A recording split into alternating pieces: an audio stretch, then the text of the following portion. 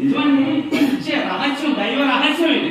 ప్రతి మానవుని తెలుసుకోవాలి, ఎవరో చెప్పట్లేదు కానీ దైవ నిర్ణయంలో రహస్యం భగవంతుడికి మనకి కీలకమైన రహస్యం. ఏ రాముల వారి పట్టాభిషేకం అయినా చూడండి, ఇలాగ పెట్టుకుంటది. జీవుడు ఎప్పుడు పరమాత్మ కోసం ఎప్పుడు పాకులాడి పడుతూ ఉంటే వీడు తీసుకెళ్తాడు పైలోకానికి. ఒరే నేను అక్కడ ఉన్నానురా, ఈ జీవుడు ఇది పరమాత్మ ఎప్పుడు, అందుకే స్వామివారి ముద్దుకి ఎలాగుంటది. ఒరే నేను ఉన్నానురా, ఈ జీవుడు ఎప్పుడు ఈ భగవంతుడి కోసం పరమాత్ముడి కోసం పాకులాడి పడితే ఆనంద స్వరూపంగా ఉన్న దగ్గర తీసుకువెళ్ళడానికే కూడా నేను ఇలా చూపిస్తాను. అదే కదా వెంకటరామూర్తి కిందకు ఒక పాదం ఎందుకు ఉంది, రారా నా పాదం చూడు, నేను తీసుకుపోతాను, నా పాదాలు పట్టుకో నువ్వు. అవునా కదా?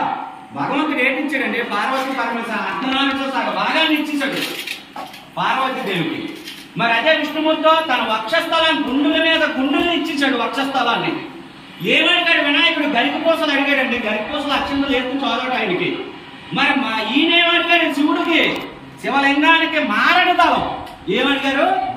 మారడు పత్రి. అది మారడు పత్రి శివుడికి ఎందుకు ఇష్టం? త్రికాలంగా 3 ఉంటాయి, ఏ పుష్పానికి కూడా ఆకులు 3 ఉండవు. త్రికోణంగా బ్రహ్మ విష్ణు మహే అకార ఉకార మకార శక్తి స్వరూపంగా కూర్చున్నాను, నీలో ఉన్నాను.